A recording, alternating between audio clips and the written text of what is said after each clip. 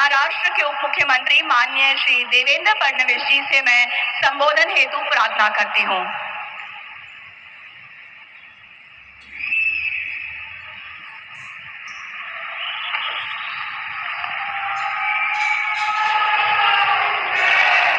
हिंदवी स्वराज्याचे सरसंस्थापक छत्रपती शिवरायांना मानाचा मुजरा करतो।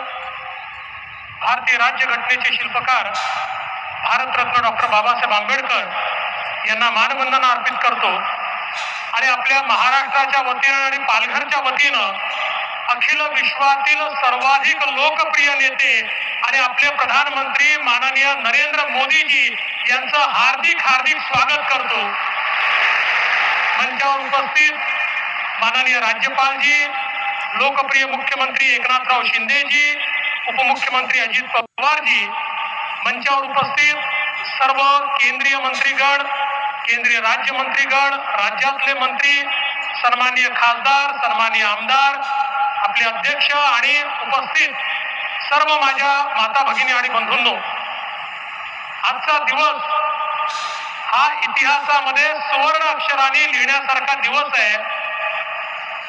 आपल्याला सगळ्यांना कल्पना आहे, मुंबई आणि हा सगळा भाग देशाची आर्थिक राजधानी झाला, कारण मुंबईमध्ये मुंबई पोर्ट आणि जेएनपीटी पोर्टमुळे आपण नंबर 1 ठरलो।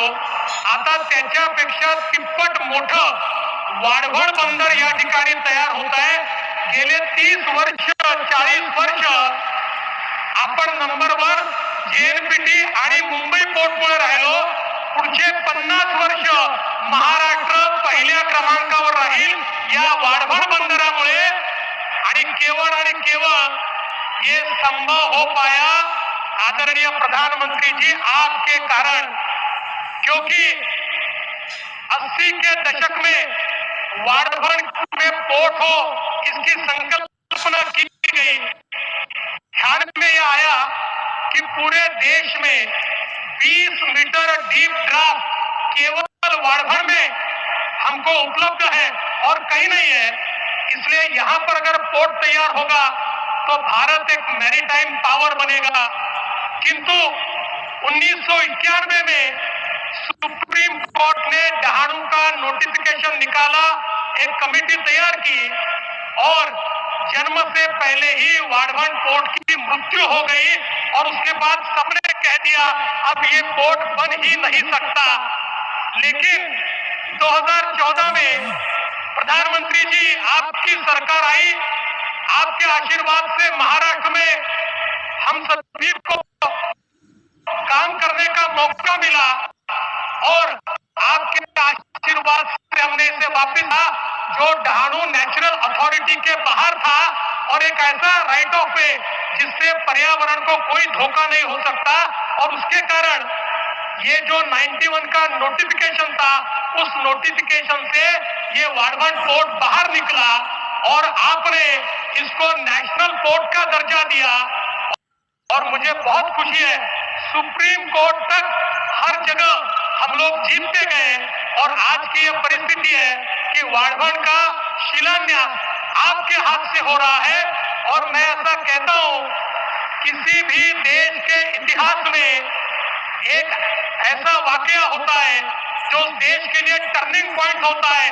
प्रधानमंत्री जी अगले 200 साल तक ये वाढवण का जो पोर्ट है, इस पोर्ट के कारण आपका जो नाम है वो इतिहास में दर्ज होगा कि भारत को आगे ले जाने का काम अगर किसी ने किया तो प्रधानमंत्री मोदी जी ने यहाँ पर किया। और इसलिए मैं उनका बहुत बहुत आभार व्यक्त करता हूँ। और आज ये क्षण आ चुका है, मैं प्रधानमंत्री जी इस समय एक सुझाव देना चाहता हूँ कि जिसकी फिजिबिलिटी हम लोग देखें। आप जानते हैं दुनिया के सारे बड़े एयरपोर्ट ये रिक्लेमेशन करके इसी प्रकार से समुद्र में पोर्ट के आसपास तैयार किए हैं। मुंबई में हम आने वाले दिनों में मुंबई जो बढ़ने वाली है वो सारी की सारी इसी वसई विरार पालघर साइड में बढ़ने वाली है। हम लोग इस पोर्ट के लिए रिक्लेमेशन कर रहे हैं, उसके साथ साथ अगर हम एयरपोर्ट का भी रिक्लेमेशन करें और तीसरा एयरपोर्ट अगर इधर करें तो मैं ऐसा मानता हूं कि हम मुंबई को बदल देंगे। मैं जाते जाते इतना ही कहना चाहता हूं, इस जो ये बंदर है इसको तैयार करते समय एक चीज का ध्यान रखा गया, हमारे जो मछुआरे हैं, हमारी जो फिशिंग कम्युनिटी है, उसके जीवन में सकारात्मक परिवर्तन आए। यहाँ पर उनका फिशिंग हार्बर भी होगा, उनके लिए फिशिंग की नई व्यवस्थाएं भी होगी, उनके लिए नए प्रकार के वहां पर वेसल्स भी हम लोग उपलब्ध कर देंगे।